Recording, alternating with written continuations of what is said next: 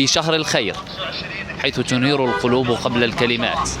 نحمل رسالة نور تنير الفكر وبصيرة تهذب السلوك، لنزرع في الشارع معنى أعمق للخير والمعرفة.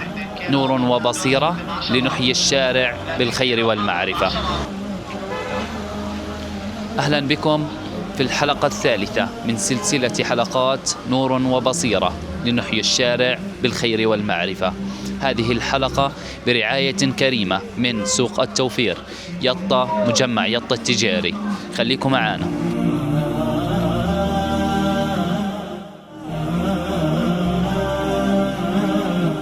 السلام عليكم.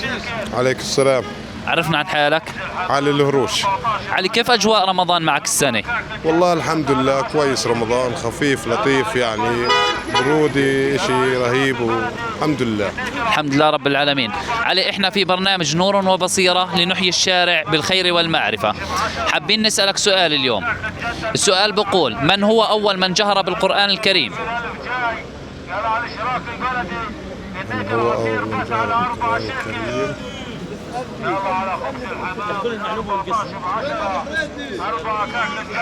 عليكم السلام ورحمة الله. عرفنا عن حالك. دياب دبابس. حياك الله. دياب، احنا في برنامج نور وبصيرة لنحيي الشارع بالخير والمعرفة. حابين نسألك سؤال. قبل هذا السؤال بدنا تحكي لنا عن أجواء رمضان، كيف السنة معك؟ والله الحمد لله ماشي الحال. الحمد لله رب العالمين. سؤالنا لليوم بيقول: كم مرة ذكرت كلمة شهر في القرآن الكريم؟ بعرف شو. خيارات: 14 مرة، 10 مرات، 12 مرة. 12 مرة.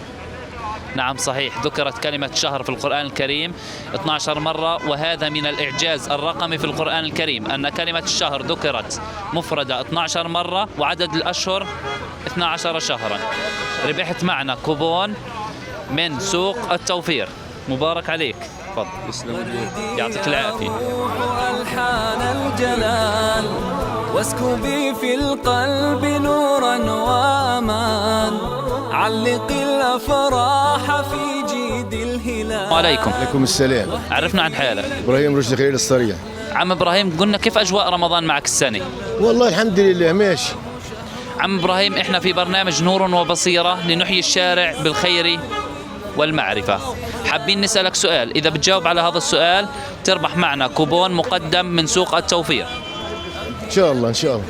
السؤال بقول: من هو الصحابي الذي كان يعرف بأمين سر النبي؟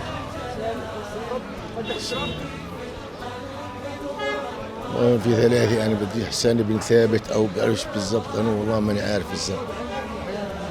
حظا أوفر. الصحابي الذي كان يعرف بأمين سر النبي هو حذيفة بن اليمان. يعطيك العافية. ألحان الجلال واسكبي في القلب. السلام عليكم. السلام ورحمة الله. عمي، كيف حالك؟ الله يسلمك. الحمد لله. عرفنا عن حالك. نضال نستعد. حياك الله. عمي نضال، كيف أجواء رمضان معك السنة؟ الحمد لله تمام الحمد لله. الحمد لله رب العالمين. عمي، احنا في برنامج نور وبصيرة لنحيي الشارع بالخير والمعرفة. حابين نسألك سؤال، إذا بتجاوب على هذا السؤال تربح معنا كوبون مقدم من سوق التوفير. إن شاء الله تعالى. السؤال بيقول: من هو أول من قرأ القرآن جهرة؟ جاهر بالقرآن في زمن النبي. الله أعلم، لا أعرف. طيب نحكي لك القصة. أول من قرأ القرآن جهرة هو عبد الله بن مسعود. حين كان في بداية الدعوة كان المسلمون يقرؤون القرآن سرا خوفا من أذى قريش، فقال الصحابة يوما: والله ما سمعت قريش هذا القرآن يتلى عليهم جهرة قط، فمن يقرأه عليهم؟ فتقدم عبد الله بن مسعود وكان هو أول من قرأ القرآن جهرة على قريش. حياك الله. الله يسعدك، يعطيك ألف عافية. علق الأفراح في جيد الهلال. السلام عليكم. سلام هلا. عرفنا عن حالك. يزن نواجع. يزن، كيف أجواء رمضان معك السنة؟ والحمد لله. يزن، احنا في برنامج نور وبصيرة لنحيي الشارع بالخير والمعرفة. حابين اليوم نسألك سؤال ديني ثقافي هدفه نشر الوعي في المجتمع اليطاوي. من هو الصحابي الذي جهر بالقرآن لأول مرة؟ جار في القرآن. قرأ القرآن جهرة على قريش. سيدنا عيسى. لا، حظا أوفر، السؤال خاطئ. الصحابي الذي غسلته الملائكة هو حنظلة، وأول من قرأ القرآن جهرة هو عبد الله بن مسعود. مشكور، يعطيك ألف عافية.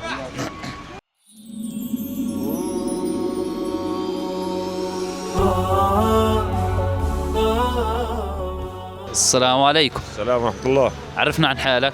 عايد خليل أبو سنيد. حياك الله يا عايد. عايد، كيف أجواء رمضان معك السنة؟ والله الحمد لله رب العالمين بألف خير ونعمة. الحمد لله رب العالمين.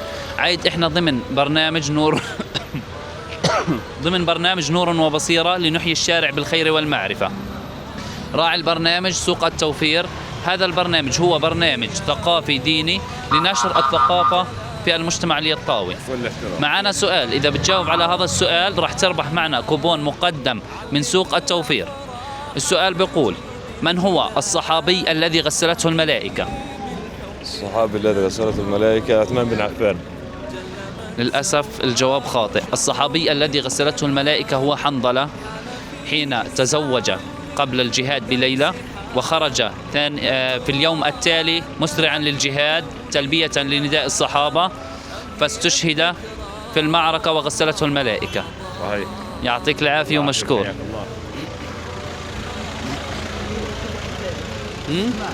كلمة توقظ وعيا ومعرفة تحيي الضمير، من الشارع تبدأ الحكاية. خليكم معانا.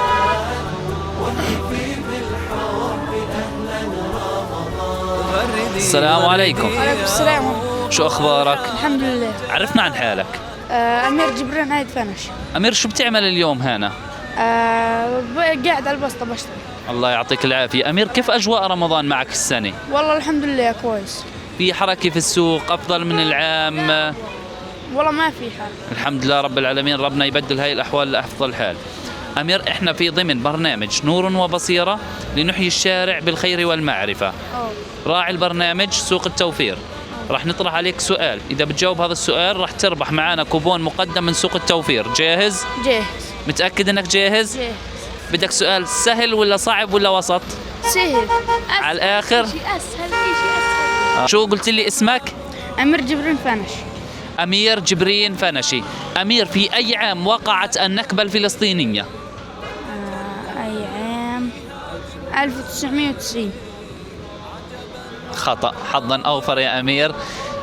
وقعت النكبة الفلسطينية في عام 1948، والنكسة الفلسطينية وقعت في 67.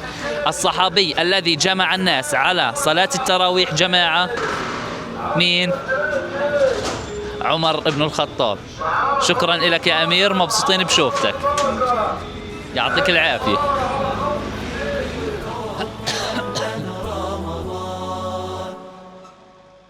ليس كل نور يرى بالعين ولا كل بصيرة تدرك بالبصر. نور وبصيرة لنحيي الشارع بالخير والمعرفة. لنا بلال أبو عيد. لنا، شو بتعمل اليوم هان؟ ببيع مع أبوي. الله يعطيك ألف عافية. لنا، احكي لنا كيف أجواء رمضان معكم؟ كويس. صايمة؟ وأختك شو اسمها؟ لين. شو اسمك؟ لين. الله يسعدهن الشطورات. لنا، حكت لنا إنه أجواء رمضان بس كويسة، مش حلوة كثير بس. طيب لنا، إحنا في برنامج نور وبصيرة لنحيي الشارع بالخير والمعرفة. حابين نسألك سؤال، إذا بتجاوبي هذا السؤال راح تربحي معانا، إذا ما بتجاوبي راح نغششها ونربحها. طيب السؤال بيقول: كم عدد الصلوات المفروضة في اليوم؟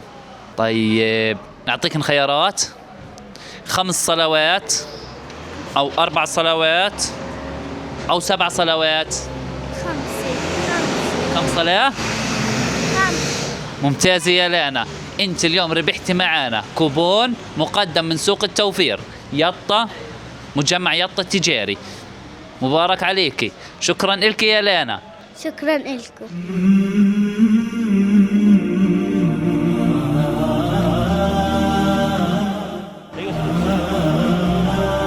خليكم معنا. السلام عليكم. وعليكم السلام. شو أخبارك؟ الحمد لله. عرفنا عن حالك. محمود نادر صال داوود. محمود ايش؟ محمود نادر صال داوود. محمود شو بتعمل هان؟ واقف على بسطة عصير. الله يعطيك العافية يا محمود. محمود كيف أجواء رمضان السنة معك؟ كويس. أنت بتدرس؟ أي صف؟ سادس. شاطر في المدرسة؟ نص.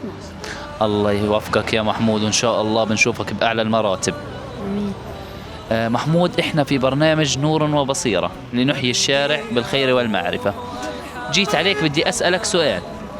بدك سؤال وسط، صعب، سهل؟ سهل لأنه مش راح أوصل للصح. طيب يا محمود، إذا أنا أعطيتك سؤال ومحمود غششك السؤال، بتجاوب تربح معانا كوبون مقدم من سوق التوفير. ماشي. طيب، السؤال بقول: من هو أول مؤذن في الإسلام؟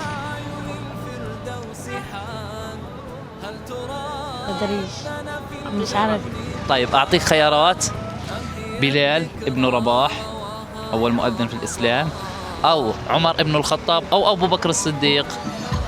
يعني ما تحكيليش إنه عمر ولا أبو بكر. أعيدين: بلال ولا عمر ابن الخطاب ولا أبو بكر الصديق؟ بلال. ممتاز، بلال ابن رباح هو أول مؤذن في الإسلام. مبارك عليك، ربحت معنا كوبون مقدم من سوق التوفير الموجود في يطة، مجمع يطة التجاري الطابق الأرضي. شو بتحب تحكي لنا اليوم؟ مش إنها تحكي للجميع. رمضان كريم على الجميع، على جميع أهل يطة. الله أكرم، ورمضان كريم عليك يا حبيبي، ويعطيك ألف عافية، وبنتمنى لك التوفيق وربنا يوفقك ويرزقك كمان. يعطيك العافية. الله يعافيك. موسم العفو أوان الرحمة فرصة العمر. من هنا نخطو خطوة نحو مجتمع أكثر وعيا وأقرب إلى قيمه. هذا البرنامج هو ضمن سلسلة مبادرات فريق متطوعي الإغاثة الطبية الفلسطينية يطة برعاية كريمة من سوق التوفير. سؤالنا الأخير لكم: كم مرة ذكرت كلمة يوم مفردة سواء معرفة أو نكرة في القرآن الكريم؟ وما هو الإعجاز الرقمي في ذلك؟ دمتم بود.